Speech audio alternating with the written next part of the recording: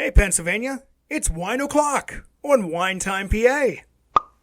Join Rob, Holly, and Steve as they explore their home state of Pennsylvania and all the wonderful wineries it has to offer.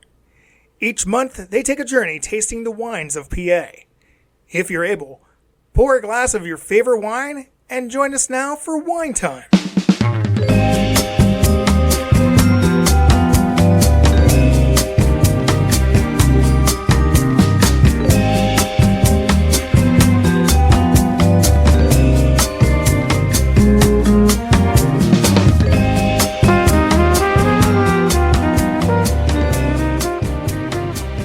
Welcome again to Wine Time PA. I'm one of your hosts, Rob, and with me, as always, is my co-host, Steve. Hello. And his wife, Holly. Aloha. This is a podcast following three ordinary wine drinkers exploring the wines across Pennsylvania. It's our hope that we can introduce you, our listeners, to some unique wineries and unique wines across this wonderful state of Pennsylvania. In today's episode, we're going to be featuring Hawstone Hollow Winery, located in Lewistown, Pennsylvania. We visited Hawstone Hollow in January of 2025, so everything we say today is based on our visit in 2025. This winery is owned by a husband and wife team, Pat and Allie Naylor. Pat has been making wines for over 13 years, and he certainly likes to experiment with different unique offerings of wines, as was evident in our visit to this winery. Now, you don't need reservations to visit. They are open Wednesdays through Sundays, except on major holidays, but their hours may be reduced during the month of January. Now, this is not our first time visiting this winery, although in past, our visits have usually been on the shorter side as we visit them either on the various wine trails we've been attending or just a quick stop in, grab a bottle, and head out. So this was our first time sitting there and hanging out for a few hours. So, Holly, why don't you give us a little bit of the overview of the winery itself? Sure thing. So first, I should note the winery isn't super big, but it has plenty of space. So you're not going to feel super crowded there. But parking right outside the building is a little limited. But they're right next to a storage facility, and they have additional parking there. So if you pull in and the little lot is full, don't panic. Just go to the little storage facility next door and park, and you can walk over. It's literally like right next door. It's kind of like on a hill. So you're just there. Although we've always lucked out and gotten there right in front. Yeah, we have. When you first walk in the building, there's this cute little porch or patio area outside, and they've got some seating out there, which it looks really cute and cozy. Again, we've only been quick visits, or we were there in January, so we didn't sit outside, but I could see that in the warmer months. Once you enter in, you'll notice it's two rooms, basically. The first room you enter is the tasting room, and they've got these large racks of wines displays and labels and bottles, just bottles and stuff everywhere. And they have their counter. So it looks really nice, though. The second room is off to the right, and that's where you would sit down and hang out and have your flights. Though I do want to say, when we've been there during the wine trails, during the weekends, a lot of times this room is used for those tastings. So if you're considering going to this, maybe check to see if one of those wine trails are happening, because it may affect what you see when you go there on the weekends. And usually they're like the end of November, early December, and the month of April, if I remember correctly. The room, though, that you hang out in is really lovely. They have beautiful hardwood floors, a really nice wooden ceiling, and a really cool electric fireplace with a TV above it. There was a movie playing when we were there. The tables are those wine barrel tables with stools around them, which I'm a big fan of. I think I'd mentioned another winery had them. Just love those. And I also note they had some really lovely paintings on the walls, from which I understand were painted by one of the owners, Allie, and you can purchase them. And honestly, I just think it's a nice touch, personally, when you have local art, and in this case, you have one of the owners' art on display. So I thought that was great. And just overall, it's a really nice place with like modern touches, but also has a homey and cozy feel. And yeah, it's a great place. And I also want to note about 100 yards away from the outside, they have something called the Coliseum, which is an outdoor event area with a stage. And I think during the warmer months, they do like live music and things. We might have to try to stop over while that's happening. So. Yeah, I think it's when they usually like bring your own chairs or something, but still, you know what I mean? I think I saw they do fundraisers sometimes there, which is kind of cool. Oh, and I did want to shout out their logo. I love their logo. Like there's like this tree on it, and I love trees. So it's just a really cool logo, and they have it like on shirts and stuff that you can purchase as well, which maybe I need to get one sometime. Yeah, I have to agree. Their logo is really pretty. It's just there's something classic and timeless about it, too. Yeah. So they do make all of their own wines in-house, but they don't have a vineyard. They source all their materials from all over, and they select from distributors that specifically meet their standards. So they're looking for good, high quality. They do their best to find organic and fresh and well-balanced fruits. And they also use real fruits when making the wines. So if it says it's got raspberry in it, that's actually raspberries and not like an artificial raspberry extract. For tastings, you can do a custom flight of any 6 wines, and they come in roughly a 1 ounce size sample. When we visited, there were 31 wines to sample on the tasting sheet, and they were 3 dry whites, 6 dry reds, 3 meads, which are honey wines, 7 grape wines. Now, that's a different classification than I've seen, but this is basically their semi and their sweet wines that are based on grapes themselves.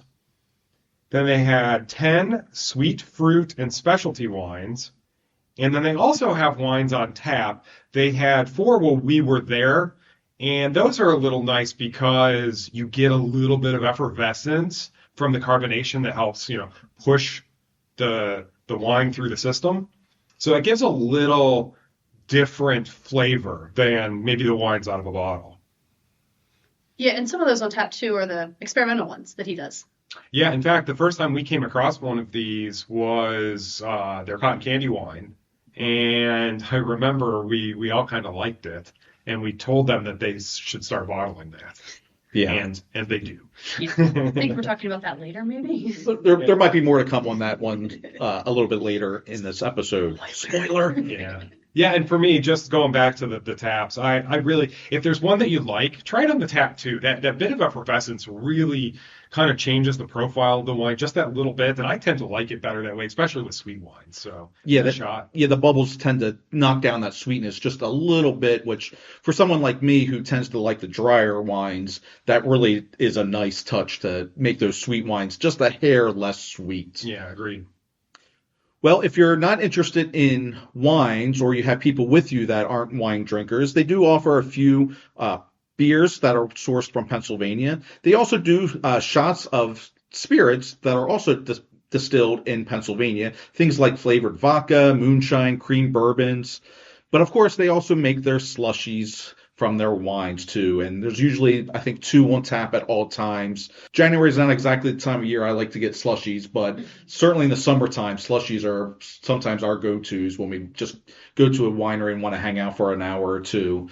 Yeah, we've had a couple of slushies on the trails. Yes. And I do remember, especially when it's like late spring and it's a little warm out. That first warmth of so good. That first warm spring day, they're nice to have. Slushies are dangerous, especially when it's hot out in the summer, because you can They just just sit go there, down. drink, they go down too easy. You can sit there and drink it because you don't usually taste the alcohol too much of the slushies, and you're just like, oh, I've had like 5 of these. If you're going to do that, have a DD. Yeah, Right. That's right, exactly. Well, if you're not interested in any alcohol, they don't really have too many non-alcoholic options for you, but you can bring your own non-alcoholic drinks with you, water, teas, lemonade, sodas, anything like that you're allowed to bring on site. As far as food goes, they don't really offer much in the way of food. They do have a few small bags of chips and some crackers, but you are allowed to bring your own food and snacks. And they had commented to us that they have people show up all the time with just, a full-on picnic basket with sandwiches and other things. So feel free to bring your own snacks to them. Just be courteous and clean up after yourselves if you do so. Yeah, and I actually used to live in the Lewistown area when I was younger, and I want to comment, there was a place down the road called Angelo's. It's a little Italian place, and they've got some great salads. So if you're looking for a close spot nearby, some takeout, I would consider looking into them. Also, I think I want to mention that they offered cigars for sale, which, you don't always see that at wineries. So I thought that was unique. I think they had like 9 that day. I'm not a cigar person. I don't think either of you are. But if you do have somebody that's maybe, not into alcohol at all, but they like cigars, hey, maybe bring them along. They could get a cigar and you can drink some wine. Well, speaking of wine, let's get to the heart of the matter here and talk about the wines themselves. As usual, the 3 of us are going to give our 3 top picks from our visit to Hawstone Hollow. Again, we are not being paid or endorsed by anyone for what we say with our picks, and our recommendations are our own based on our personal preferences. And again, we're not being paid or sponsored or endorsed for any of these picks. So let's see. Steve, why don't you kick us off today with your number 3 pick? All right, will do. I'm going to pick their rosé, which is a little outside of my typical wheelhouse. I'm not always a big fan of rosé. There's something in the flavor of a lot of rosés that I don't like, and I don't know how to describe yet. But this one didn't have that. It's their semi-sweet blush. It just has this really nice aroma. It's very fruit forward, although I have to admit I kind of struggled with what fruit exactly it is. I'm sure there's probably a couple, and I'm not able to distinguish, but I swear I got some watermelon in there, and it was so just fresh and nice. There's a good bit of acidity, a bit more than I usually like, but it worked really well in this wine, and it kind of helped keep that sweetness toned down a bit. So it was just nice, and it had a really good mild finish. It was just thoroughly enjoyable.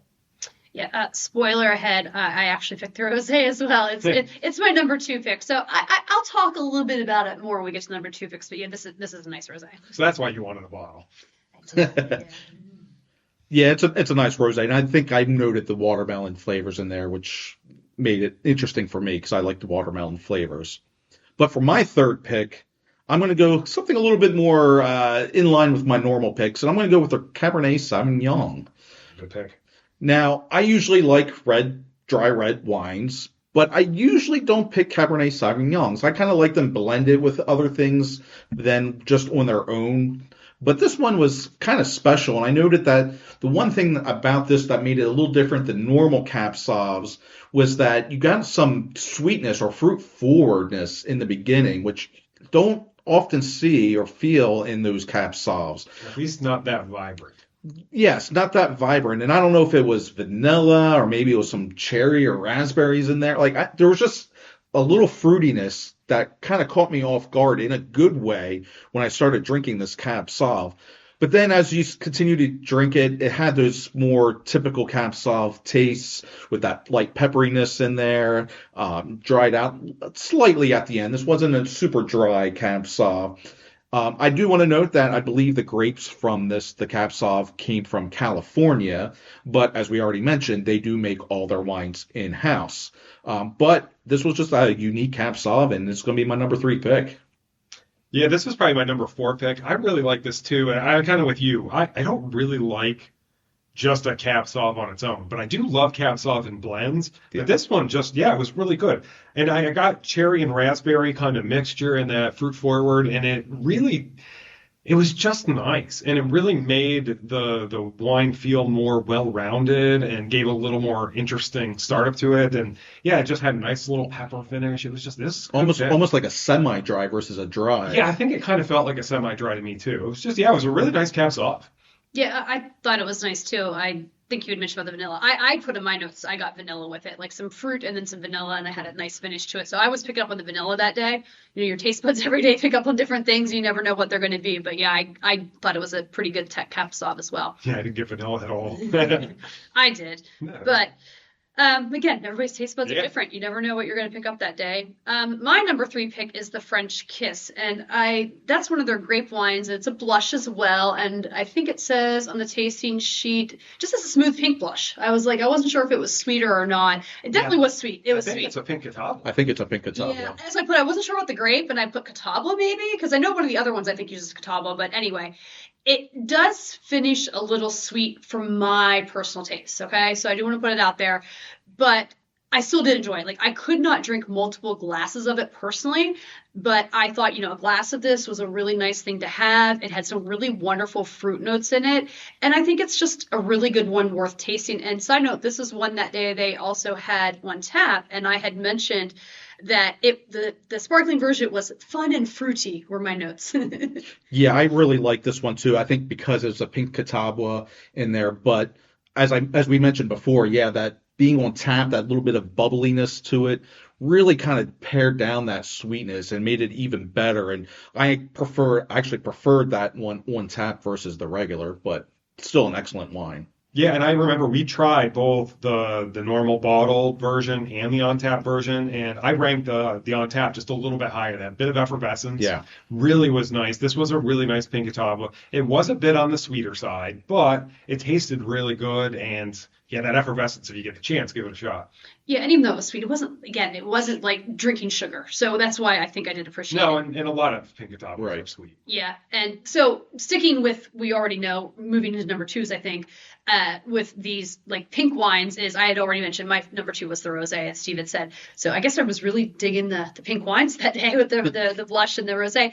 And, I think I liked it because even when I smelled it, the smell reminded me of like sort of a semi-acidic white wine. That smell like I like when I smell like a Sauv Blanc or Pinot. There's that like acidity in there that I get notes of. And as I think Steve had mentioned, and too, I had a hard time too struggling, like, what are the flavor profiles in this? There was a lot of stuff moving around, and I think I got maybe a little vanilla, but then I had said at one point, I was like, I think there is some watermelon in here. Like there was a juicy watermelon flavor, and they used to make a watermelon wine too. Like I didn't see it on this time, but I know they've made, but yeah, it was just nice. So I just thought it was a really good, I would drink this more than the French blush, as far as like, again, if, the French blush is more of a dessert, or the French blush, the French kiss is more of a probably dessert wine for me personally, whereas rosé is something I could probably drink more with a meal, distinguishing between the two blushes.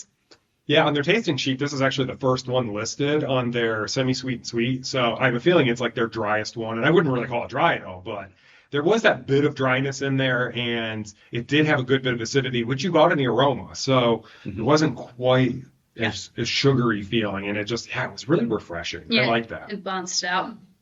Well, speaking of sugary, I'm going to go way off my normal beaten path for my number two pick. And that's their cotton candy. Yeah, it's a good choice. It's such a good choice. It's so delicious. Now, I often find sweet wines, I can enjoy a glass here or there. There's only a couple exceptions that I kind of go out of my way to try. Cotton candy is one of those exceptions. I looked this up, Steve, and this is actually made from the Catawba grape. Oh, that's probably why I like that, yeah. So that's probably why we all like this so much, or at least there's Catawba grapes in there. But as the name suggests, this smells and tastes like liquid cotton candy.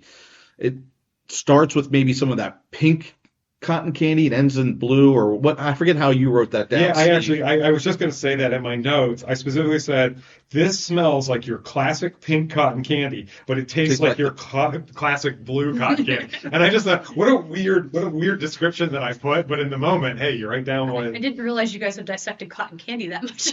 Well, Steve did, and when he said it popped in my head. Like, yeah, I think you're right there, that it had those different taste profiles in there. But this was just such a fun and enjoyable wine. It's something you can have at a party, or maybe as a glass for dessert after a nice meal or something. And just, man, I don't go for sweet wines, but this cotton candy is just excellent, and my number two pick. Yeah, I remember, I think we bought a bottle of this and we took it to my mom's house because there's a few people at Christmas time that really just like sweet wines. Yeah. And I think my stepsister, I said, hey, you should go try this. And she took a sip and she's like, yeah, I'm drinking that whole bottle. Yeah, I did this in the past too. I bought a bottle, took it down to my sister, and that bottle didn't last very long. Yeah, it is really good. I had checked next to it too that I had enjoyed it. And I'm not one, I love sweets, but I don't really particularly like cotton candy too much. But I like this wine. Like, it's a really good, refreshing. Yeah, I'll drink this over eating regular cotton candy any day. Yeah, I don't actually like eating cotton candy. It's like the texture and the stickiness, but I do like the taste of it if I'm in the mood for something sweet. And this is a good way to go. Absolutely. All right, so for my number two pick, I'm going with the Fredonia. How dare you? This is one of those grapes that the more I come across, the more I like. It obviously comes from the Fredonia grape, which is a grape that's like, it really just is growing on me because it feels like a Concord or one of those other grapey kind of grape style of wines, but it's less sweet than normal, and it's got its own specific flavor profiles that just make it really unique and fun. And I pretty much like every one I come across, but this one in particular I enjoyed. It's got this bit of tartness that goes along with it, and it kind of drinks like a semi-sweet, which is nice because I don't always like the really sweet, the red fruity wines, but this is just really good all around. In fact, it's so good, Steve. It's my number one pick for this episode. I was kind of figuring you would. I know you also like Fredonia about as much as I do. I've really been enjoying Fredonias, and honestly, this is the Fredonia that got me started into Fredonia wines. Like the cotton candy, it's also that exception to the rule for me of a sweeter wine that I go out of my way to get. And this one, like I said, it's the Fredonia wine that got me into Fredonia wines. And yeah, it has those similar taste profiles to the Concord, just not quite as sweet as a Concord grape. I also noted that hint of tartness at the finish, which was really nice, blended well with all the fruitiness in there, and just again another enjoyable wine to have on its own, or maybe as a dessert glass after a nice meal, and something to share. And I've bought many bottles of this wine, taken it home again to my sister Heather. Shout out to my sister. And the wine doesn't last very long between the two of us. I don't go gaga for the Fredonias like you guys do, but I will say it's always one that I can drink personally. So even you're more me, the more drier, acidic white fan that I tend to lean to, not all the time, obviously, I can drink Fredonia. So I do think it's one that we've mentioned before that, listener, if you've not had a Fredonia and you come across one, try it. Give it a try. Just see what you think. Just a little sample. Just even ask the winer, hey, can I have a little sample? I'm curious about this grape. All right, so my number one pick is the General McCoy. Now, this is one of their dry reds, and it's made from the Petite Syrah grape. And I thought I'd just explain the Petite Syrah a little bit, because it's a grape we've mentioned before, or wine, but not everybody's familiar with it. So, a little history. It's not just the Syrah grape. A lot of people just assume it's the Syrah or the Shiraz. It's sometimes called grape. It's actually a cross between Syrah and a grape called Purluson. Something. I think Bonjour. So it came to, so it started from France, and it came to the Americas in the mid 1880s, where basically it was renamed Petite Syrah.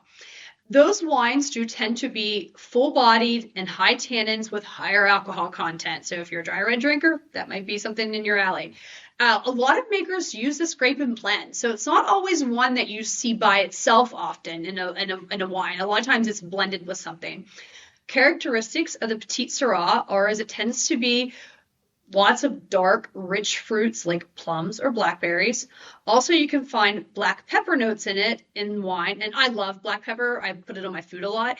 And this particular wine, this General McCoy, was very high on that black pepper flavor. Like, I think that the fruit notes were there. They were a little overpowered by the black pepper, but I loved that. I thought it was great. It was nice and smooth with some really good tannins. And again, the tannins are those things that dry out your tongue. And they're probably a little lower on this one, though, than other Petite Syrahs that I've had, I think, in my mind. And we're eating, I'm like, man, I could go for a steak with this. I was getting that black pepper, and I was just like, I could go for some steak right now. That's what I was so. Anyway, that's my number one pick, is the General McCoy. I think we got our notes backwards, because usually I'm picking the dry reds, and you picked one today. So it is a good wine. It was probably, I was debating, I think, between this and the Cap Sauv as my number 3 pick. So I just a really good dry red. Yeah, I really. Especially from a winery that features more sweeter wines. This just shows that the winemakers know what they're doing really well, and they can still make a nice dry red. Oh yeah, their dry wines were really good too. Their sweet wines we picked a lot just because I think they're so unique. You don't find the kind of sweet wines everywhere. Although I'm starting to see cotton candy pop up in a couple other places. Yeah. So yeah, I think we mentioned another winery too, didn't we? I believe so. I think I picked one. Adams County, maybe? I think so. You can go out and see if you can find that and let us know. I think so. I think that's because I think I picked that one. Yeah, it was a pretty recent. Yeah. So my number one is the Cran grape, and I just really love this. It's a blend of grapes and cranberry, obviously. And I couldn't find any specific details, but I'm almost positive that the grape portion is the Concord.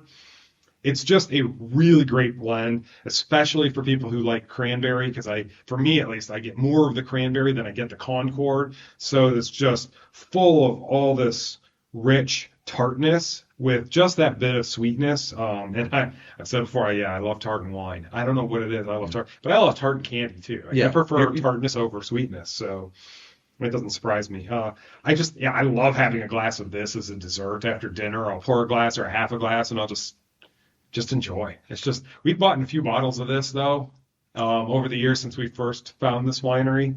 and I keep going back for more. Yeah, I think anytime we're over that way, if we're out, Steve's like, "Oh, let's stop by and grab a bottle." And when he opens it, I think I'm lucky if I get to like have a sip of it because you can usually drink the whole bottle pretty quickly. Yeah, I do. I really like it. When I open one, I tend to want to get another one. Just, hey, throw it in the cellar. You never know when the mood's going to strike. Yeah. Yeah, I'm not usually one for cranberry wines, but this one actually was pretty decent, and I don't think I could drink a whole bottle of it, but if you gave me a glass of it, I would be able to drink it no problems. It was enjoyable. You're not a huge cranberry fan. No. You could drink it then. Yeah, I think the blend, because I do occasionally like, cran grape juice in general, and that's basically what this was. Yeah, I'm starting to think that cranberry might be my favorite fruit overall. I think it is. Yeah. So. Yellow Holly, she owes me a pie from Thanksgiving. She usually makes a cranberry apple crumb pie, and I adore it. I know. I don't think cranberries are around anymore. You might have to wait till next fall. Yeah, that's a shame. All right. Well, let's give any other mentions that we have. Any other wines we want to shout out? Steve, you have any? I did, but you guys sort of picked them, so we could just move right on from Steve. All right. I guess I'll shout out the Niagara. It's a wine that I'm finding I'm tending to enjoy a little bit more and more here as we continue our wine journey here. You're turning me into a dry drinker, and I'm turning you into a sweet drinker. I get my moods, but anyway, the Niagara, again, a little bit on the sweeter side, and it's one again that I've been starting to make that exception to liking. But it's the Niagara grape that it's made from is what white grape juice is made from. So if you're familiar with white grape juice, that's the Niagara. And I noted that this had like a puckering sweetness to it, which, but that was in a good way. Like it just made you want to go back for more. And I will note that this was listed as a semi-sweet versus was it? Versus a sweet. Most Niagaras are sweet, but they listed this as a semi-sweet. So I'll shout out the Niagara. I've seen a lot more wineries taking some of these sweeter wines and making less sweet variants, and I really liked it. And I did give the Niagara pretty high marks, and I said it was a really nice classic version of a Niagara. Yeah, I think I even put a check next to the Niagara, like check. It was one that I had when I was looking at ones that I wanted to revisit, and I tried more of because I did like it on the first sample. Yeah, it was a good Niagara.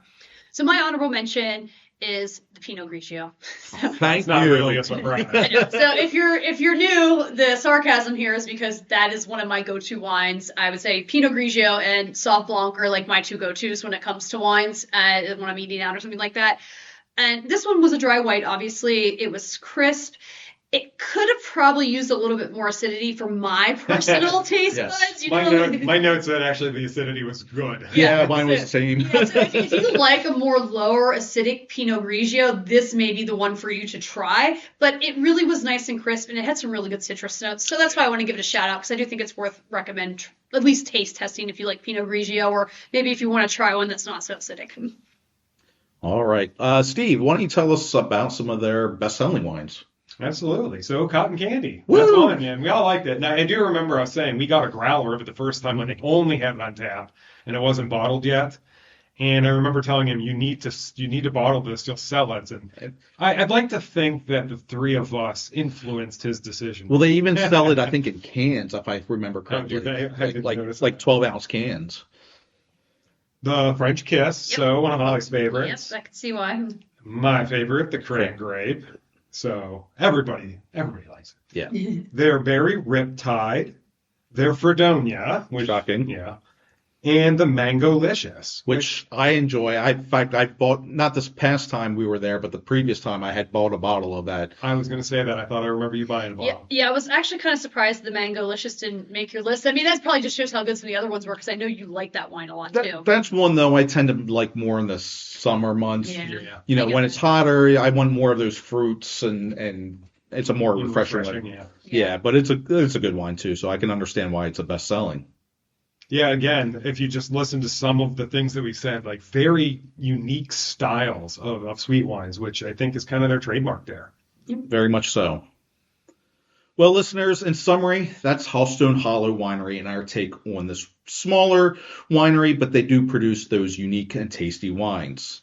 None of them are as sweet as you may think, so if you're looking for something a little bit more unique, we do recommend checking them out. For more information on Hawstone Hollow Winery, visit them on social media or check them out on their website, hawstonehollowwinery.com. And Hawstone is spelled Hawstone. Please consider liking and following us on your favorite podcast platform, YouTube, Facebook, or Instagram. We would also love a review or rating where available. Tune in on the first Wednesday of next month when we feature another wonderful Pennsylvania winery. Cheers. Thanks for listening to Wine Time PA with your host Rob, Holly, and Steve. We hope you enjoyed our take on Pennsylvania wineries and all that they have to offer. Please be sure to like and subscribe to this podcast. Also, be sure to follow them on social media for updates and news. Remember, when it comes to wine, drink what you love.